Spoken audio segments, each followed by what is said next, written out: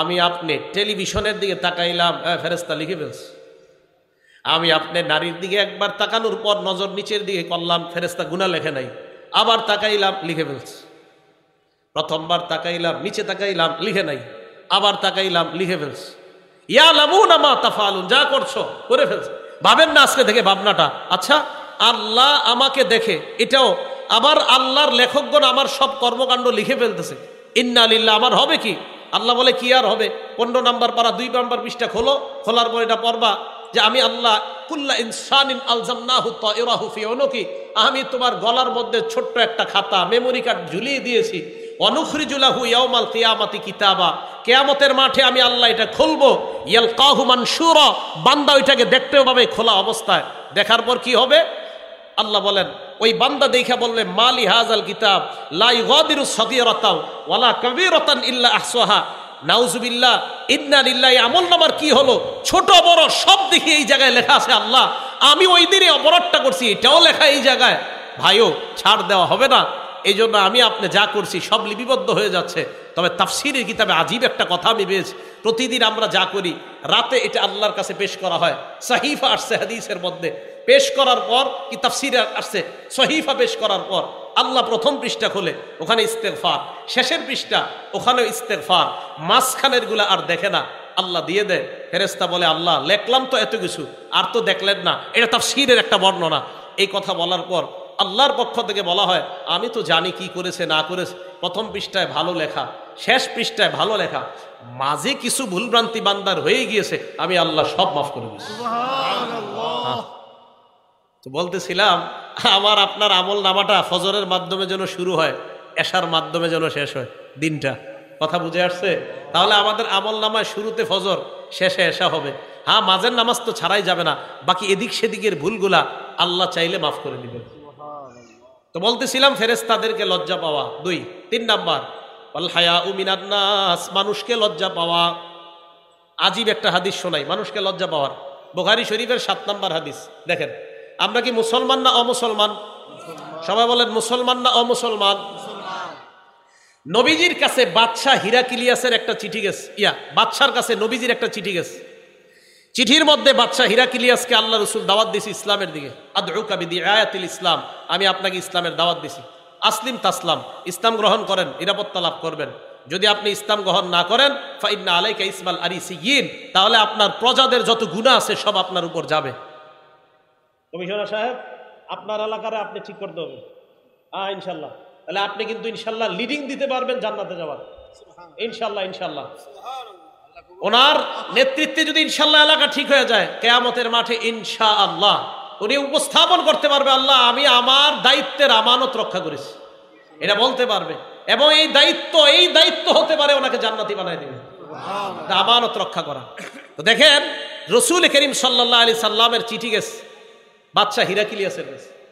যাওয়ার পর নবী বললেন আমি আপনাকে ইসলামের দিয়ে আহ্বান করলাম, দাওয়াত দিলাম, ইসলামের দিকে দাওয়াত দিলাম। আপনি ইসলাম গ্রহণ করেন, আপনি নিরাপত্তা লাভ করবেন। আপনার যদি ইসলাম গ্রহণ করতে না পারেন, আপনি যদি না করেন, আপনার দেখা দেখি আপনার প্রজারাও ইসলাম গ্রহণ করবে না, তাদের গুনাহ কিন্তু আপনার উপর বর্তাবে যদি তারা আপনার উপর অনুসরণ করে গুনাহ করে।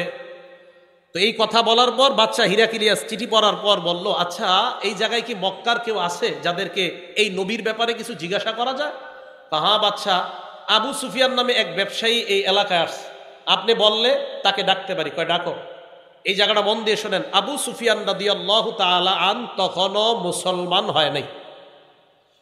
আবু সুফিয়ান রাদিয়াল্লাহু তাআলা আনহুকে ডাকছে, সামনে বসাইছে আবু সুফিয়ানকে, পিছনে ওনার সব সাথী যারা আছে তাদেরকে, সবাই কাফের, সবাই কাফের। বাদশাহ দুভাষী একজন, যেই ব্যক্তি আরবিও বুঝে বাদশার ভাষাও বুঝে। বাদশাহ তাকে বলল, তাকে বলো আমি যা যা বলবো সব যেন সত্য কথা বলে। এবার বাদশাহ তাকে বলো আমি তাকে কোনো প্রশ্ন করলে ফাইন কাযাবানি, আবু সুফিয়ান যদি মিথ্যা বলে, আবার বলছি বাদশাহ বলতেছে তাকে বলো এই আবু সুফিয়ানকে নবীর ব্যাপারে যা বলবো যদি মিথ্যা বলে কাযযিবুহু, পিছনে যারা আছে তারা যেন সাথে সাথে বলে এই তুমি মিথ্যা বলছো। উনি মিথ্যা বললে পিছনে সবাই বলবে এই তুমি মিথ্যা বলছো। তো আবু সুফিয়ান কয় এই কথা বলার পর, ভাই এই জায়গাটা স্বর্ণ অক্ষরে লিখে রাখার মতো, কয় লাউলাল হায়া, লাউলাল হায়া, লাউলাল হায়া মিন আইয়াসিরু আলাইয়া কাদিবান লা কাযাবতু আনহু। আমার ভিতরে এত লজ্জা কাজ করলো, ছি ছি ছি, মুহাম্মদের নামে যদি একটা মিথ্যা বলি মক্কায় যাওয়ার পর আমার পিছে যারা আছে আজকে হয়তো কিছু বলবে না, আমি লিডার দেখা, তখন আমাকে বলবে আবু সুফিয়ান তুমি মুহাম্মদের নামে, তখনও তো তারা মুসলমান না তাই মুহাম্মদ বলছে, মুহাম্মদের নামে তুমি ওই দিন কিভাবে মিথ্যা কথাটা বললা। আবু সুফিয়ান একজন কাফের, তখনও মুসলমান হয় না, তিনি বলেন আমি লজ্জার কারণে যে ছি মানুষ কি বলবে, শুধু লজ্জার কারণে নবীর নামে সেদিন একটা মিথ্যা কথা বলতে পারিনি। বলেন তো একজন কাফের কি কারণে মিথ্যা বলে নাই? লজ্জায়। বলেন একজন কাফের কি কারণে মিথ্যা বলে নাই? আমরা কাফের না মুসলমান? মিথ্যা বলিনি? কি পরিমাণ মিথ্যা বলি দেখছেন, কি আজীব কথা। একজন অমুসলমান লজ্জায় উনি মিথ্যা কথা বলে না। আল্লাহ আমাদের সকলকে লাজুকতা লজ্জার গুণে গুণান্বিত হওয়ার তৌফিক দান করেন। তাহলে মানুষকে লজ্জা পাওয়া জানলাম। 4 আল হায়া মিনান নাফস, নিজেকে লজ্জা পাওয়া। নিজেকে লজ্জা পাওয়ার কয়েকটা দৃষ্টান্ত। 1 নাম্বার, নিজেকে লজ্জা পাওয়ার দৃষ্টান্ত, নবীজি সাল্লাল্লাহু আলাইহি ওয়াসাল্লাম এক মাঠের সামনে দিয়ে রওনা করলেন। উলামায়ে কেরাম সহ অন্য যারা আছি, মাদ্রাসার ছাত্র যারা আছি, এই ইবারতটা ভালো করে শুনবো। নাসাই শরীফের 406 নম্বর হাদিস। নবীজি এক ব্যক্তিরে দেখে খোলা মাঠে গোসল করতেছে, খোলা মাঠে গোসল করে। এই দৃশ্য দেখার পর নবী মিম্বরে দাঁড়াইলেন। দাঁড়ানোর পর বললেন, হে জনগণ, ইন্নাল্লাহা হাইয়ুন হালিমুন সিত্তিরুন ইউহিব্বুল হায়া ওয়াস সিতরা ওয়াস সাতরা। নবী সাল্লাল্লাহু আলাইহি সাল্লাম বললেন, হে জনগণ, আল্লাহ লাজুক, সুবহানাল্লাহ। আল্লাহ হালিম, সহনশীল। আল্লাহ সিত্তির, মানুষের সব ঢাইকা রাখে। আল্লাহ সব ঢাইকা রাখে, তোমরা দি সব খুইলা দাও। মানে কই কি? এই যে সবার সামনে গোসল করা, তো আমরা যারা গোসল করি অথবা আমরা যারা ছাত্র ভাই আছি, গোসলের ক্ষেত্রে একটু সাবধানতা অবলম্বন করা, গামছা শরীরে রাখা। বোক এই বোক যত বেশি দেখে মানুষ, নজর যদি লেগে যায় মেধা কমতে থাকবে। নজর লেগে যাওয়া হাদিস দ্বারা প্রমাণিত। নজর লেগে গেলে মেধা কমতে থাকে। বিশ্বাস করেন, আমার আপনজনরা ছাড়া গত 15 বছর আমার শরীর কেউ দেখছে কিনা আমার মনে নাই। 15-16 বছর হবে। আমাদের সেইগুলা দিশা বলছে, শরীর দেখবে মেধা কমবে, শরীর দেখবে মেধা কমবে। তো বলতেছিলাম, হুজুরে বলছি, হুজুর দলিল কি? বেটা, নজর লাগলে এটা হাদিস দ্বারা প্রমাণিত। নজর কারণে মানুষের শরীর আকর্ষণীয় হয়, এটা ছেলে হোক মেয়ে হোক। একটা ছেলে, হুজুর ছোট ছেলে কি আকর্ষণ? তার শরীর ছোট, ছেলের তার শরীরের মধ্যে আকর্ষণ থাকবে। নজর লেগে গেলে এই নজরের কারণে তার জীবনটা নষ্ট হয়ে যেতে পারে, মেধা কমে যেতে পারে। তাই গার্জিয়ান যারা আছেন, সন্তানদের শরীরের ক্ষেত্রে খুব সতর্ক। বারান্দায় খালি শরীরে দাঁড় করায় রাখবেন না। মাদ্রাসা ছাত্র হোক, স্কুলের ছাত্র হোক, খালি শরীরে বারান্দায় দাঁড় করায় রাখবেন না, অন্যরা যেন আপনার সন্তানের শরীর না দেখে। এই ব্যাপারটা সতর্কতা অবলম্বন করা। নবীজি সাল্লাল্লাহু আলাইহি সাল্লাম বললেন, ফাইদা তাসালা আহাদুকুম, তোমাদের কেউ যখন গোসল করবা, ফালইয়াস্তাতির, একটু পর্দা টর্দা দিয়ে গোসল করো। এইভাবে সবার সামনে গোসল করো মানে কি? তাহলে পর্দা দিয়ে গোসল করা, একটা ঢাকনার মধ্যে গোসল করা, এটা নিজেকেও লজ্জা পাওয়ার মতো। ওখানে তো কেউ আপনাকে দেখবে না। আল্লাহ আমাদের সকলকে এই গুণটা অর্জন করার তৌফিক দান করেন। আরেকটা উদাহরণ দেখি আমরা, আবু দাউদ শরীফের হাদিস নাম্বার 4014 নাম্বার হাদিস। এই হাদিসের মধ্যে একজন সাহাবা আছে, নাম জারহাদ। বলেন কি নাম? জারহাদ। এটা হাসির ঘটনা। জারহাদ রাদিয়াল্লাহু তাআলা আনহু বলেন, জালাসা রাসূলুল্লাহ সাল্লাল্লাহু আলাইহি ওয়াসাল্লাম ইনদানা ওয়া ফাখিজি মুনকাশিফা। জারহাদ রাদিয়াল্লাহু তাআলা আনহু বলেন, আল্লাহ নবী আমাদের সামনে বসা, আমার রান খোলা। জারহাদ রাদিয়াল্লাহু তাআলা আনহু বলেন, আমার রান খোলা, নবী আমাদের সামনে বসা। নবী আমার দিকে তাকায় বললেন, ছি ছি, আমা আলিমতা আন্নাল ফাখিজা আওরা, তুমি কি জানো না রান সতরের অন্তর্ভুক্ত? এই মিয়া, রান ঢাকো। তাহলে এই হাদিস দ্বারা বুঝলাম রান পুরুষের সতর না সতরের বাহিরে, এটা ঢাকতে হবে, না ডাকলে গুনাহ হবে। নবীজি বললেন, আমা আলিমতা আন্নাল ফাখিজা আওরা, এই তুমি জানো না রান ঢেকে রাখতে হয়? আওরত মানে ঢেকে রাখার জিনিস, আওরত মানে ঢেকে রাখার জিনিস, এটা ঢেকে রাখতে হয়, জানো না? এই জন্য মনে রাখবেন, সতর আর আওরতের মধ্যে পার্থক্য কি বলেন তো?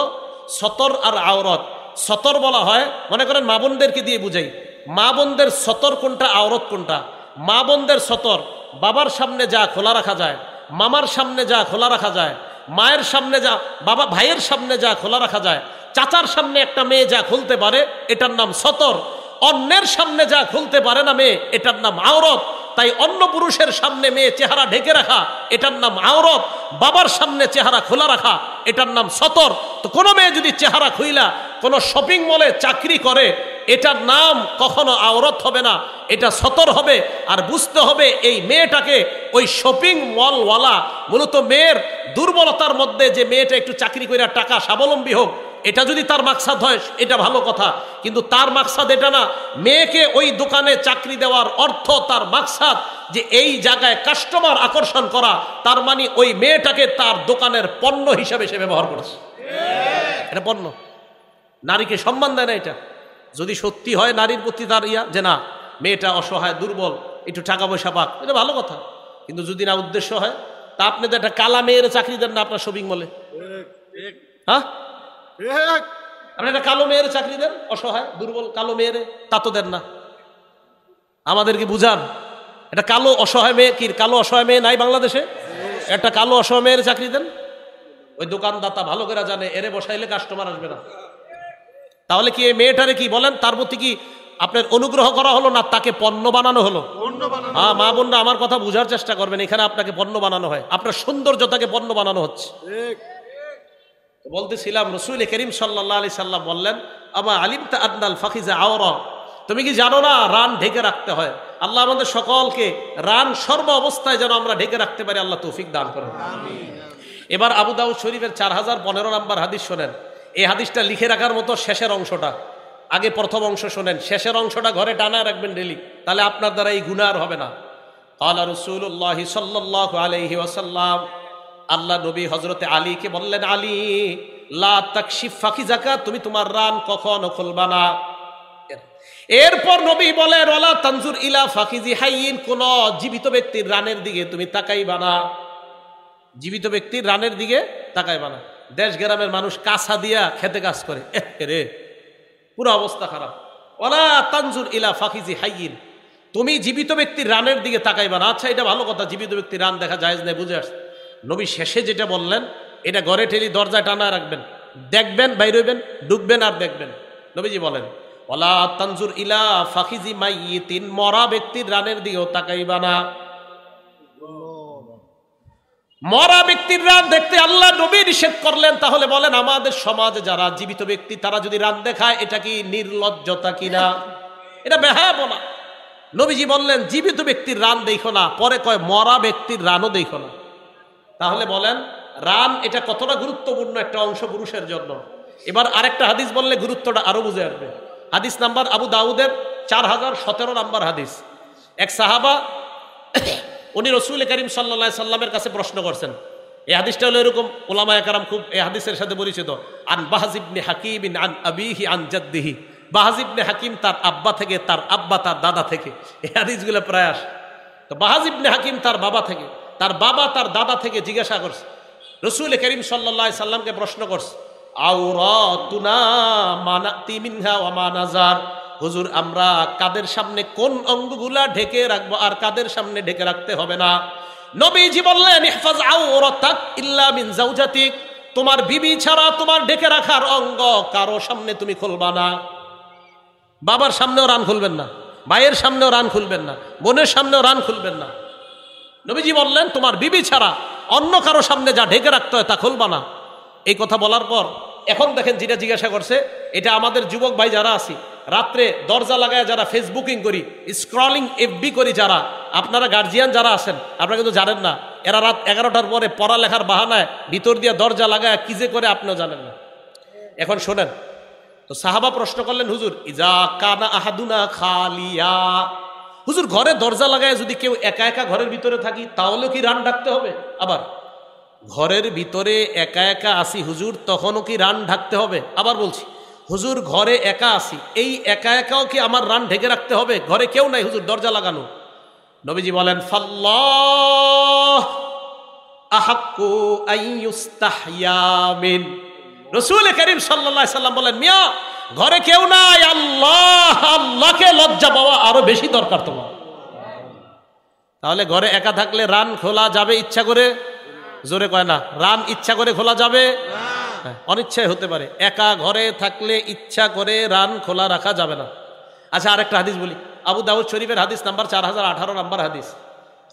এই হাদিসটাও সবার জন্য। ক্বালা রাসূলুল্লাহ সাল্লাল্লাহু আলাইহি ওয়াসাল্লাম, আল্লাহ নবী বলেন, লা ইয়ানজুরুর রাজুলু ইলা উরিয়াতির রাজুল, কোন পুরুষ অন্য পুরুষের লজ্জাস্থানের দিকে তাকাবে না।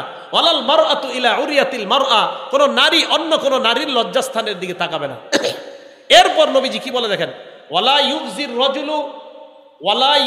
রাজুলু ইলার রাজুলি ফি সাওবিন ওয়াহিদ, এক পুরুষ আরেক পুরুষের সাথে এক কাঁথার নিচে, এক কম্বলের নিচে, এক লেপের নিচে ঘুমাবে না। হ্যাঁ, যারা আছেন দুই ছেলেকে এক লেপের নিচে ঘুমাইতে দিয়েন না, দুই ছেলেকে এক লেপ, এক কম্বল, এক কাঁথার নিচে ঘুমাইতে দিয়েন না। ভাইয়েরা শুনেন, ছোটবেলা থেকে 5-6 বছর থেকে ছেলের কম্বল লেপ আলাদা করে দেন, দুইজনের আলাদা করে দেন। এরপরে নবী বলেন, ওয়ালা তুফজিল মারআতু ইলাল মারআতি ফি সাওবিন ওয়াহিদ, এক মেয়ে আরেক মেয়ের সাথে এক কাঁথা এক কম্বলের নিচে ঘুমাবে না। এই আমল ঘরে চালু করেন। কয়েকটা অপশন হতে পারে, পারলে খাট আলাদা করেন দুইজনের, না পারলে এক খাটের মধ্যে মাঝখানে কোল বালিশ আর আলাদা তাদেরকে কাঁথা কম্বল দিয়ে দেওয়া। ইনশাল্লাহ 5-6 বছর বয়স থেকে ছেলে মেয়ে লজ্জাশীলতার গুণে গুণান্বিত হয়ে তারা ইনশাল্লাহ বড় হবে। কথাটা মনে থাকবে? তাহলে বলেন তো, দুই পুরুষ এক কাঁথা এক কম্বল এক লেপের নিচে দুই ছেলেকে কি ঘুমাইতে দিবেন? না ভাই, আমাদের নবীজি নিষেধ আসছে, দিয়েন না। এটা নির্লজ্জতা বাড়ে, দিয়েন না। আপনার দুইটা লেপ, দুইটা কম্বল, দুইটা কাঁথা আপনি কিনে নেন। আর যদি বলেন হুজুর শীতকালে 2 লেপ কেনার সামর্থ্য নাই, 2 কাঁথা দিয়ে তখন উপরে লেপ দেন। 2 কাঁথা দুইজনে গায়ে দিবে, উপরে লেপ থাকতে পারে। 2 কাঁথা 2 ছেলে গায়ে দিবে, উপরে লেপ থাকবে দুজনের উপরে, এটা হতে পারে। এটা রসুলের এই হাদিসটা পালন করার চেষ্টা করব, তাহলে নির্লজ্জতা থেকে বাঁচতে পারবো, বেহাপনা থেকে বাঁচতে পারবো, লজ্জাশীলতার গুণে গুণান্বিত হতে পারবো। আল্লাহ পাক রব্বুল আলামিন আমাদের সকলকে লজ্জাশীলতার গুণে গুণান্বিত হওয়ার তৌফিক দান করেন। আলোচনা শেষ হয়নি, তো লজ্জাশীলতার গুণ এটা আমরা যেন সকলে অর্জন করতে পারি, আল্লাহ তৌফিক দান করেন। বাকি আলোচনাটা একটু পরে করব, করার আগে আপনাদের সামনে রুমাল যাবে মাদ্রাসার, আপনারা কেউ উঠবেন না। হ্যাঁ, কেউ উঠবেন না। ছাত্র ভাইয়েরা রুমাল নিয়ে যান তাড়াতাড়ি, মাদ্রাসার জন্য আপনারা দান করবেন। ছাত্ররা তাড়াতাড়ি রুমাল নিয়ে যাই, আমরা কে উঠবো না। ছাত্র ভাইয়ারা সবার সামনে রুমাল নিয়ে যাই, আলোচনা এখনো শেষ হয় নেই। মাদ্রাসার 6 তলার কাজ ইনশাল্লাহ রমজানে ধরা হবে, রমজানে ইনশাল্লাহ 6ষ্ঠ সালার কাজ শুরু হবে।